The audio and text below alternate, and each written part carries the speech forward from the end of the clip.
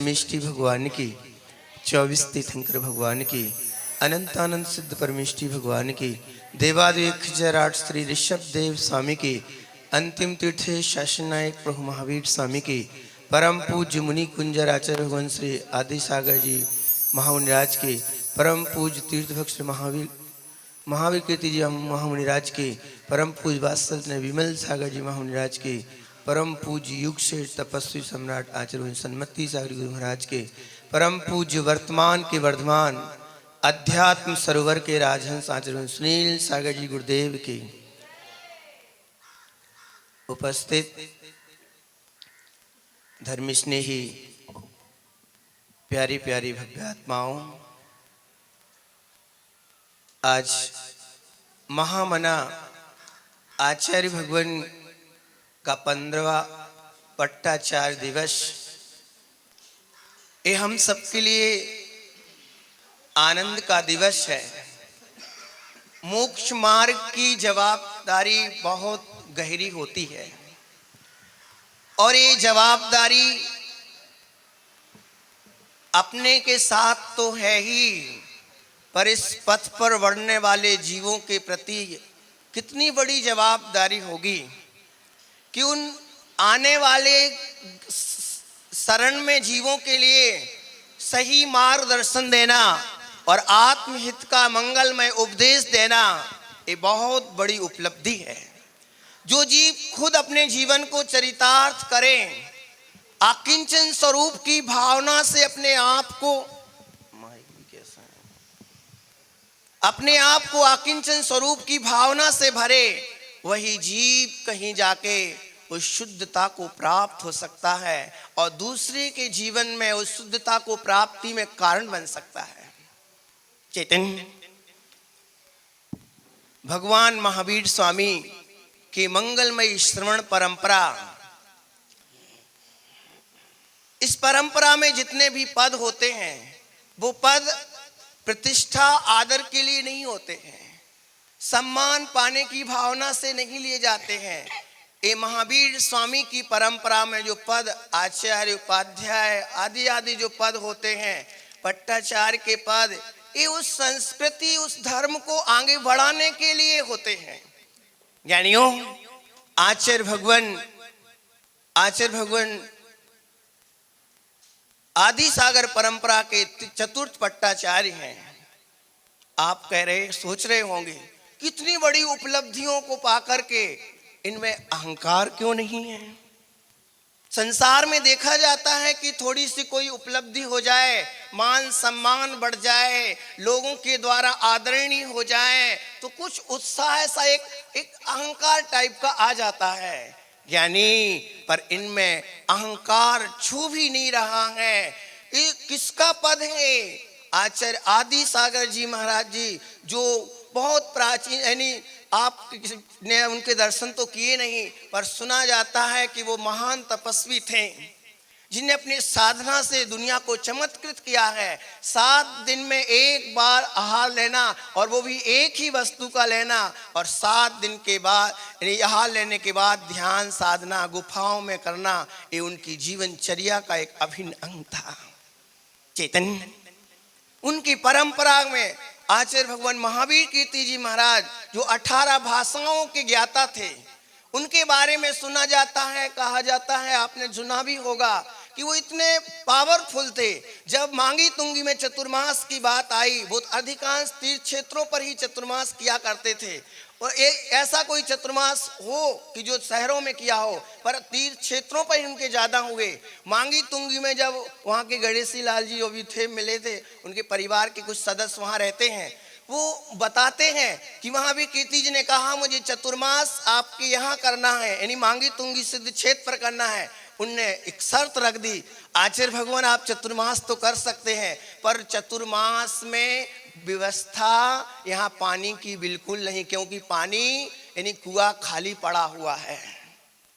कुआं बोले यहाँ कोई श्रावक भी कम आते कि कुआं है ही नहीं, पानी की व्यवस्था ही नहीं है, खारा पानी है, पानी व्यवस्थित नहीं है। उनने कहा कोई बात नहीं, बस मुझे मूंग की दाल का भी पानी मिल जाए। और फिर मालूम एक गेहूं का दाना उस जीव को दिया और कुएं में डाल देना, कहते हैं दूसरे दिन मीठा पानी से भर गया वो कुआं।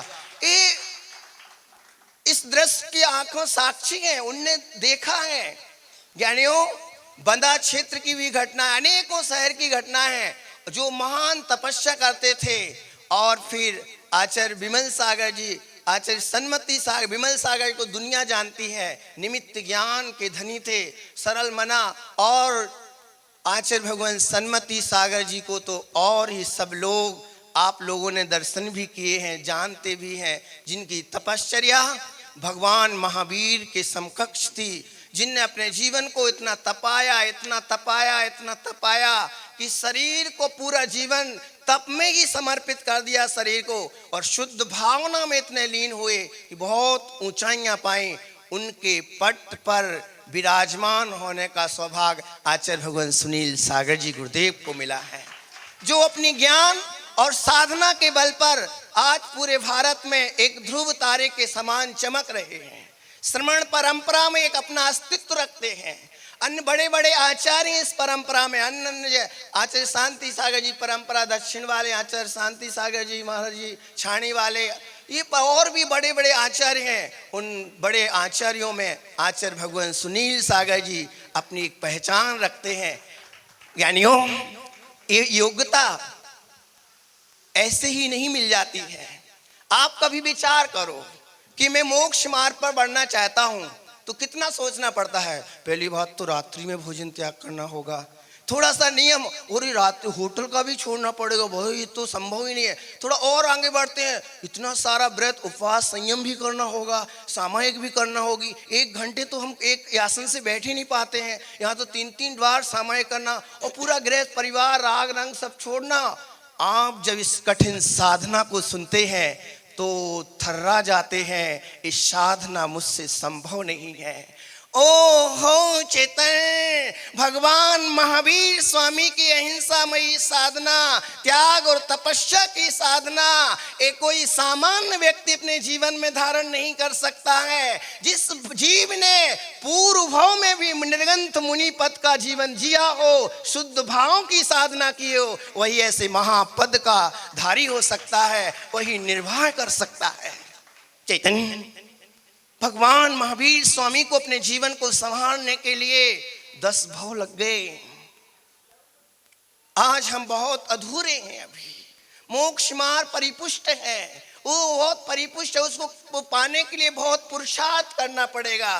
ज्ञानियों, आचार्य भगवान ने अपनी छोटी सी वय में, आप सबने सुना होगा, कई बार सुना होगा प्रवचनों में, छोटी सी 20 वर्ष की उम्र में गुरुकुल में पढ़ाई करके शास्त्री बीकॉम तक पढ़ाई की, और उस उम्र में निरंतर स्वाध्याय ध्यान चिंतन करते हुए तपस्वी सम्राट का सानिध्य पाया। और बरुआ सागर एक नगर है जहाँ बरनी जी द्वारा स्थापित गुरुकुल, वहाँ जाके आचार्य भगवान महावीर जयंती पर निर्गंथ दीक्षा को स्वीकार किया। ज्ञानियों, इस बीच में कितने अवरोध आए होंगे, आकर्षण आए होंगे, पर आचार्य भगवान का लक्ष्य शुद्धात्म तत्व की प्राप्ति का था। चैतन्य, हम भी वो भावना भाएं, भावना ही बहुत बड़ी उपलब्धि है। आचार्य भगवान से आप पूछो यहाँ तक आए तो कैसे आए, आप आचार्य श्री बता पाएंगे, कहेंगे कि मैंने वो पवित्र भाव को ऐसा भाया। ओ चेतन, शुद्धात्म भावना में वो बल हुआ करता है, शुद्धात्म भावना में वो परिपुष्टता होती है कि अशुभ विचार किनारे हो जाया करते हैं, अशुभ विचार कभी आ ही नहीं पाते हैं, और शुद्ध भावना का वो फल कि एक दिन ये जीव भगवत्ता को भी पा लेता है। शुद्ध भावना भाई, उसका फल निर्गंथ पद मिला, और निर्गंथ पद में निरंतर शुद्धता की भावना से भरे रहे। आज आचार्य भगवान तपस्वी सम्राट का जो पद, जिन संस्कृति का निर्वहन, जो चतुर्विधि संघ का मार्गदर्शन, इस संघ का मार्गदर्शन करना, नाना अभी माता जी बताया था ना, अनेक प्रकार के शहरों के जीव होते हैं। मुनिराज हैं, आरिका हैं, माता जी हैं, त्यागी वृत्ति हैं, कोई कहीं से, कोई कहीं से, कोई किस स्वभाव वाला, कोई, पर सबका लक्ष्य तो एक ही है ना।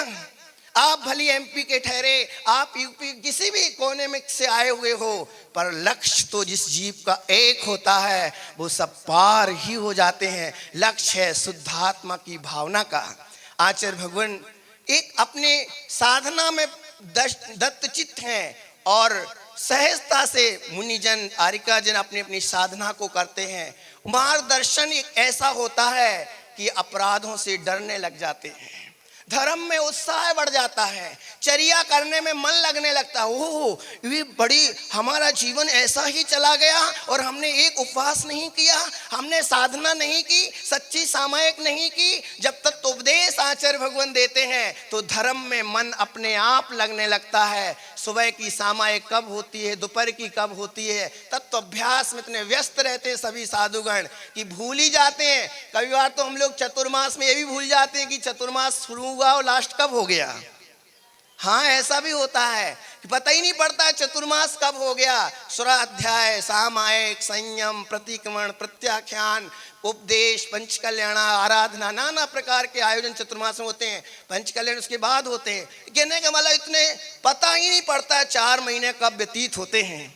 ज्ञानियों, आत्म ध्यान में वो योग्यता है तो आचार्य भगवान अपने आप को उस भाव से को संभाले हुए हैं।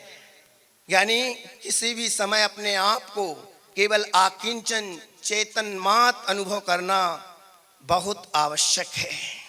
चेतन, आप 24 घंटों में अपने आप को यदि तुम आकिंचन अनुभव नहीं करोगे कि मैं कौन हूं, अपने आप को आकिंचन रूप से अनुभव नहीं करोगे कि मैं एक चेतन मात्र हूं, पर द्रव्यों से भिन्न मेरे आत्मा का स्वरूप है, मैं निर्मल ज्ञान मात्र हूं, भगवान जैसी मेरी आत्मा का स्वरूप है।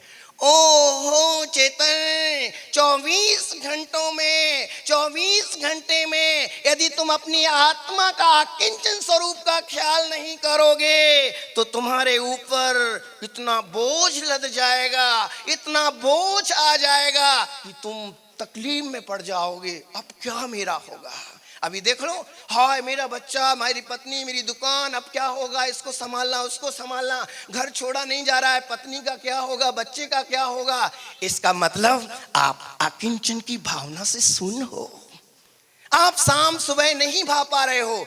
यानी आचार्य भगवान इस अकिंचन की भावना से युक्त रहते हैं, इसलिए सारे संघ का संचालन भी सहज हो जाता है, कर्तापन का भाव ही नहीं। चैतन्य, आचार्य भगवान की मंगलमय प्रेरणा, आप सब भी उस आकिंचन भावना को भावना करो। 24 घंटे में चेतन एक बार सही आपको वो हल्कापन देगी, ये भावना आपके जीवन में वो मृदुता पैदा करेगी, आपके जीवन में वो संतोष पैदा करेगी, आपके जीवन में वो उपलब्धियां पैदा करेगी जो उपलब्धियां आज तक नहीं हुई हैं। आपके जीवन में वो परम विशुद्ध आनंद पैदा करेगी, वो एक आकिंचन की भावना। आचार्य भगवान से आप यही सीख लें कि आप इतने विराट पद पर हैं। भगवान महावीर का बहुत बड़ा पद है, ये मोक्ष मार्ग का ये मुनि पद भी बहुत बड़ा है, तो आचार्य भगवान का पद तो और बड़ा है। संघ का संचालन करना और अपने आप में स्थिर कैसे रह लेते हो, आपके जीवन में इतनी शांतता कैसे आती है। तो ज्ञानियों, वो आकिंचन स्वरूप की भावना नित्य प्रति वो भाते हैं। तुम भी इस राज्य को समझ लो कि हम भी उस आकिंचन की भावना करें। ज्ञानियों, आकिंचन की यदि भावना नहीं तो रात दिन बोझ से लद जाओगे, अपना जीवन बर्बाद कर दोगे।